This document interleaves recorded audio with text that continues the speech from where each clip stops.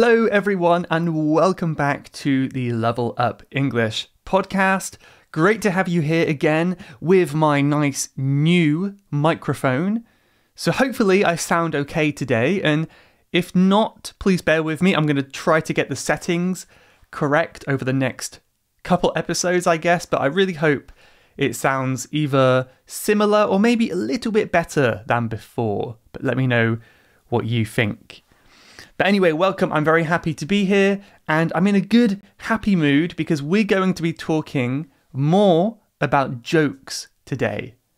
So some of you may remember back in episode 202, almost 20 episodes ago, 20 weeks ago now, it's gone by quickly, we spoke about British humour, jokes and puns. So you don't have to listen to that one, but if you haven't, that would be a good one to listen to before this one. However, it's not necessary. But I want to do a part 2 today because people seem to like that episode. I think it was fun and also it was useful. And today we're doing a part 2. We're looking at more jokes and I'll be explaining the new vocabulary behind them along the way. So just to give a quick introduction, a little bit like I did in the first one, I have a list of puns that I want to read out. A pun, which is spelled P-U-N, is a joke that uses wordplay. In other words, it uses like a homonym or homophone. I always get them confused, but basically two words that have a double meaning, or two phrases that have a double meaning. Or perhaps I should say one phrase or word that has a double meaning, right? It's the same spelling, the same way to use it, but it has two ways in which it can be understood. I'll give you an example in just a second. But the puns that I have chosen are ones that include useful phrases, useful idioms, useful vocabulary. So it's not just random jokes. I'm really hoping that with each joke we will learn something new as well. And it's not just about that, of course, because there's also the element of understanding the joke.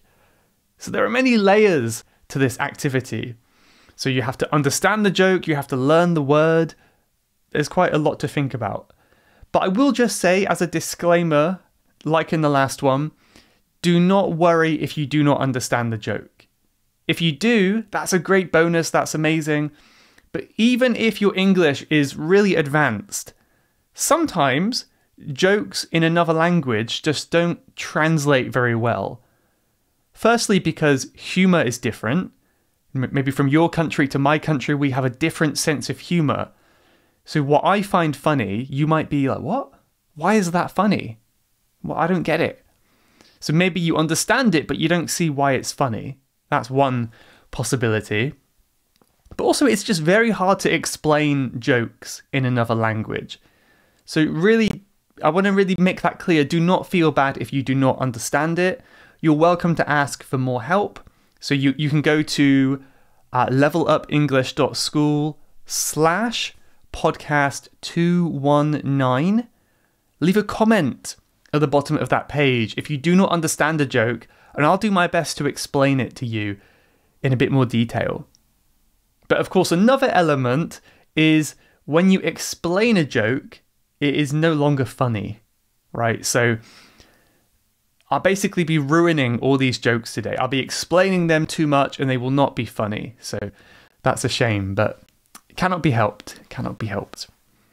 But okay, here's an example though. So I tried to find a fairly easy example, but it's not the easiest, but I thought this was quite funny anyway. So this is it. I have a few jokes about unemployed people, but none of them work. How many of you got that joke? So once again, I have a few jokes about unemployed people, but none of them work. So your first thing to figure out is, what word or phrase is the joke? What word or phrase contains that double meaning? In this case, it's none of them work. That's the funny part. It has double meaning. The reason it's funny is because I don't know if we're talking about the jokes or the unemployed people. If you're unemployed, that means you're not working. None of them work. You're unemployed. But another way to understand this is if a joke isn't funny, you can say the joke doesn't work. It's another meaning of that phrase, doesn't work. So the jokes about unemployed people do not work. They're not funny, basically. Does that make sense? There's two meanings there. So there's an example of what I'm talking about. Maybe not the most clear example, but an example nonetheless. So I've got a few more we can get to today. Also, please keep in mind that if you want some extra practice on any of these phrases, I include that at Level Up English members. So if you become a member over there, not only do you get the transcript for this episode, so you can read what I'm saying at the same time, but you can also have extra practice with these words. So I usually give a definition of each one, like a vocabulary list. You can listen to the audio for the word. And then there's a quiz at the end, so you can practice what you learnt in the quiz. And this is all available for Level Up English members. So if you want to support me over there and level up your English even more, you can click on that link in your podcast description or go to levelupenglish.school and then click on that members button at the top. Okay, I will delay no further and get into the first real joke here. So this one was new to me. I found this one funny. There's two here, actually, there's two. So the shovel was a groundbreaking invention, but everyone was really blown away by the leaf blower. So we've got two here, actually. The shovel was a groundbreaking invention. That's the first one. I decided to include this one because it's got a really useful word here. Really useful compound adjective. So a shovel is what you use to dig in the ground, like make a hole in the dirt. And of course, when you make a hole, it's groundbreaking. You're breaking the ground to make a hole. So that's one possible meaning of that word. The normal meaning of groundbreaking is something that is, how could I say? We often say like a groundbreaking discovery. It's something that is brand new. It's innovative. It's something that maybe hasn't been done before. So scientists have released a groundbreaking vaccine for the virus. It's never been made before. It's a huge discovery. So if you say it's a groundbreaking invention, then it's a really smart invention.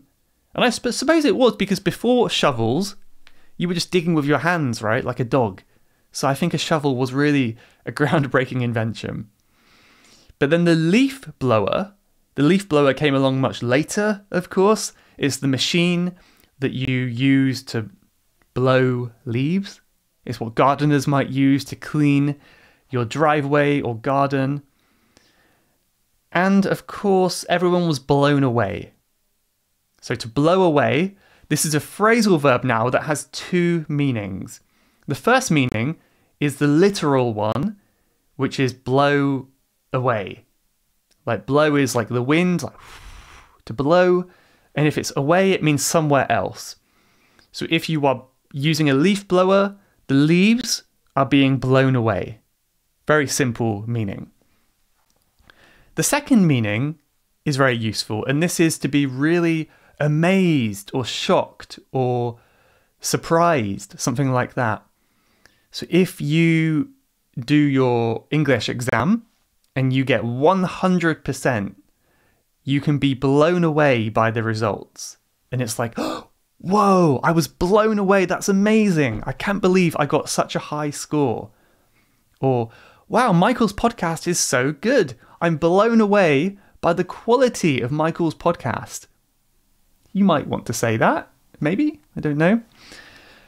But yeah, think about examples for yourself. So with every word today, try to make your own example. You can write it down, share with me, do it in your head. What have you been blown away by? What have you been really surprised by? Well, let's go to another joke now. I don't want to spend too much time on one joke. So let's do this one. I used to be really afraid of hurdles, but I got over it. So one more time. I used to be really afraid of hurdles, but I got over it. So I guess we first have to understand the meaning of the word hurdle here.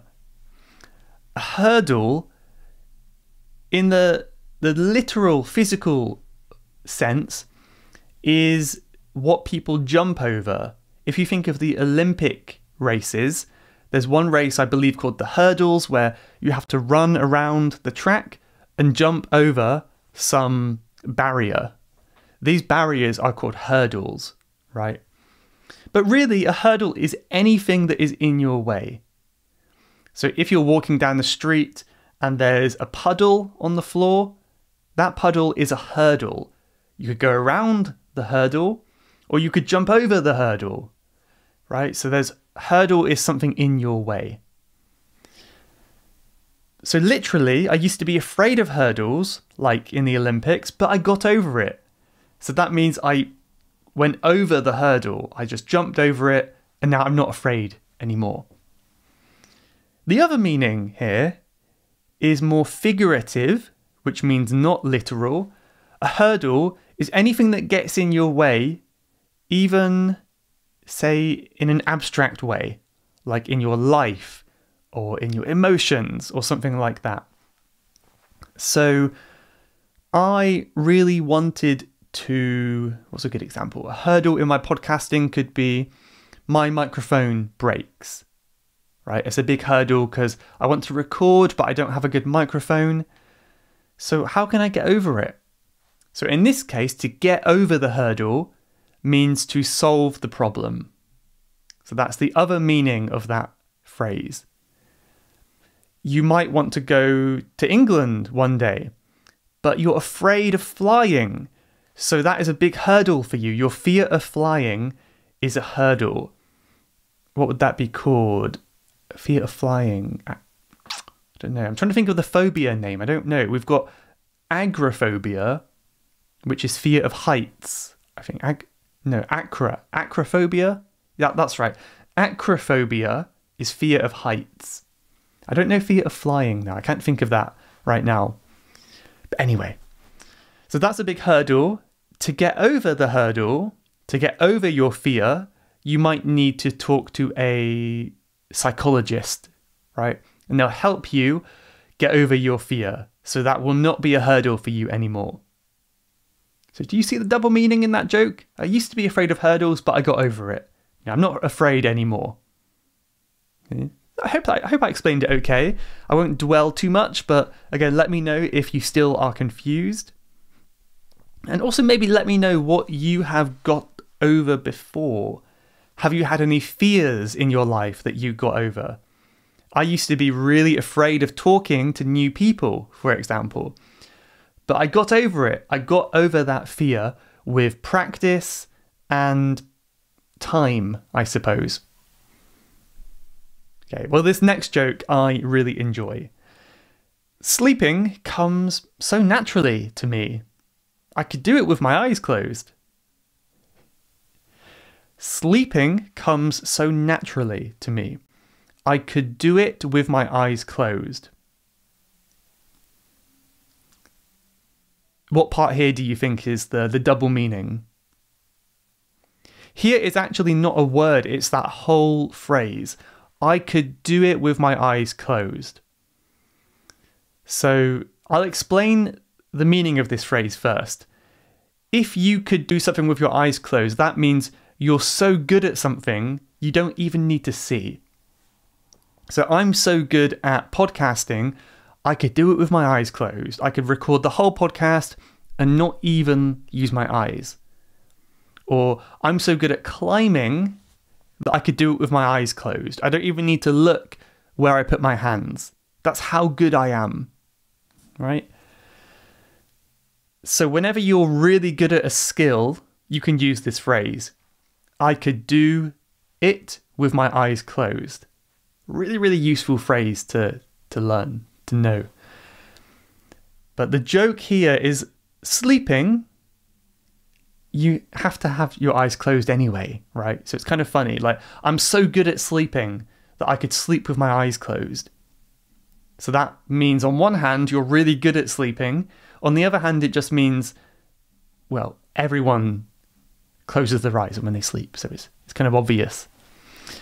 Yeah, I should mention, I mean, puns in English are not usually like laugh out loud funny. Normally, when someone hears a pun, they might go like, oh, kind of, oh yeah, okay, great. Or they might go like, a little bit of a giggle. But these kind of jokes, they're not really, really funny. So that's what, even as I'm telling them, I'm not really laughing because it's not that level of humour, you know. But it's nice. It's kind of a nice way to practice some English in slightly funny ways, perhaps. One of my favourite kind of jokes are, I would say, it's dark humour that is, I guess it subverts your expectations. So dark humour are jokes about really dark things like dying or horrible events, but kind of making them kind of funny and light-hearted is kind of, it can be enjoyable somehow. And if it subverts your expectations, this phrase means you expect the joke to be really dark and horrible, but actually it's very light and it's not serious at all. So you think you're going this way, but actually the joke takes you this way. So it subverts or changes your expectations. And this next joke is a great example of this. It sounds really horrible, but it's actually quite funny. So here it is. Did you hear about the kidnapping at school? It's okay. He woke up. I love this one. Did you hear about the kidnapping at school? It's okay. He woke up. So, unlike many of the jokes, the double meaning part is in the middle. It's not at the end. So we have this word kidnapping. As a verb, as a base verb, this is to kidnap. K-I-D-N-A-P, kidnap. To kidnap means to steal a person, essentially. Right? If you kidnap a child, you're taking a child, and it's a really, really horrible, evil crime, right? You're stealing a person. I mean, I guess it's, I wouldn't say common, but one reason people might be kidnapped is for a ransom, which is where people want money. So if like a really, really famous person goes to a poor country, they could get kidnapped, and then they will say to the government, you know, give me $1 million and I will give this person back. So that's one reason to kidnap someone. But if you think about this word, it has two meanings. One is to steal a person. The other one is just a sleeping child. So kid, meaning child, and nap, meaning sleep. You know, I'm going to take a nap. I'm going to have a nap now. So you think it's going to be a horrible situation where some kid was stolen, but actually he was just sleeping. So did you hear about the kid who was napping at school? But it's okay, he woke up. He's not sleeping anymore. Does that make sense? So it sounds like it's a really horrible thing, but actually we're just talking about a really innocent kid sleeping at school. It's not a big deal. This is kind of my favourite kind of jokes where you think it's going to be terrible and then it's actually really light, basically. The pronunciation is a bit different. If you say the verb, we say kidnapping. Right? Kidnapping is horrible. If you say the two words, we say kidnapping. So let me say the whole sentence. Did you hear about the kid napping at school? Did you hear about the kidnapping at school? So I guess the main difference is that pause. You say the kid napping or kidnapping. There's also a bit of stress as well on kidnapping, right? Napping. Whereas if it's one word, it's kidnapping. It's kind of faster and there's less stress in the middle. But yeah, that's a funny one. Let's do a couple more. I don't want to end just yet. I've decided to sell my Hoover. It was just collecting dust.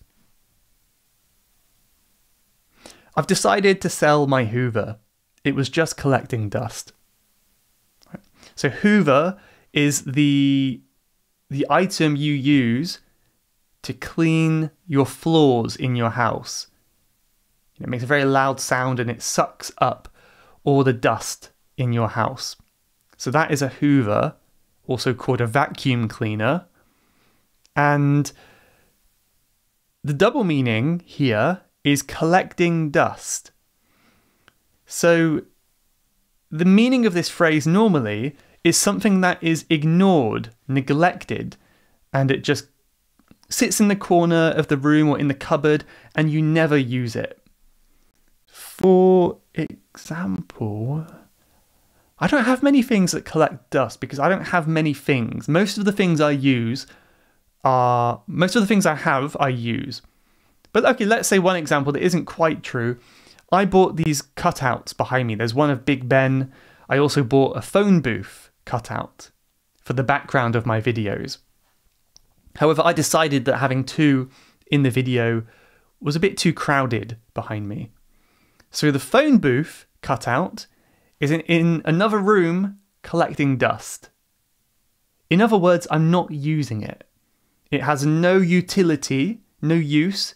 It's collecting dust and just, spiders crawling on it, and it's just left alone in another room. Right? So that's one way. So think about something for your house, in your house. What is something that you bought that you never use and is now collecting dust? I'm sure for many of us, many of you, it might be some gym equipment, right? I think it's very common to buy some, weights or, a running machine, a treadmill, and it just collects dust. You never actually use it. So how many of you can admit to that? But yeah, the literal meaning is just sucking up dust, right? So the Hoover was just collecting dust. On one hand, it means I wasn't using the Hoover, but on the other hand, it means the Hoover was doing its job and sucking up dirt from the floor.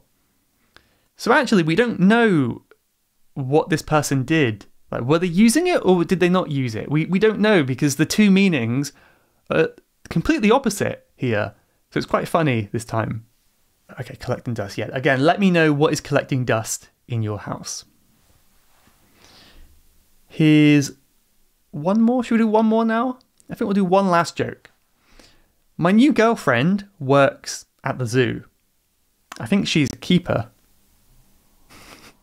I love this one. This was actually really funny. I think this is great. My new girlfriend works at the zoo. I think she's a keeper. So, what do you think the double meaning word is? Right, like most of them, this is the word keeper. It's the last word in the sentence. So, one meaning is the keeper is the name for someone who works at a zoo. I guess they're called a zookeeper. I guess it's the owner of the zoo, I think. So if you own a zoo, or you're the manager at a zoo, you are the zookeeper. That's just the name of the job. Zookeeper. You keep the zoo. So literally, it's not that funny. It's just, my girlfriend works at the zoo. I think she's a keeper at the zoo. That's her job. We're just describing her job. What's funny about that? But the other phrase is if you call someone a keeper, that is a way to describe your boyfriend or girlfriend or husband or wife when you think they are suitable to be with you forever. Now, this is the person that is meant to be with you. They are a good match for you, for your life.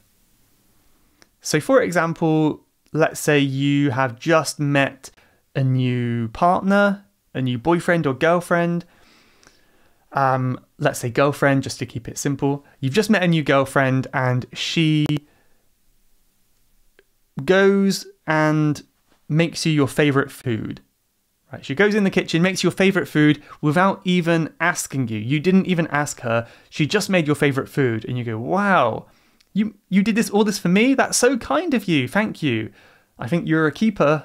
She's a keeper, which means she is the kind of girlfriend you want to turn into your wife. She is a keeper.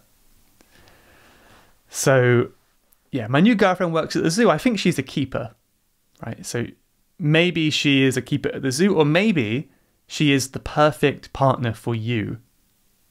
That also rhymed. But does that make sense? I really hope it does. I enjoyed that one. I hope it makes sense to you. So here's a question for you now to practice this word. If you have a partner, say a boyfriend or a girlfriend, how did you know that they were a keeper?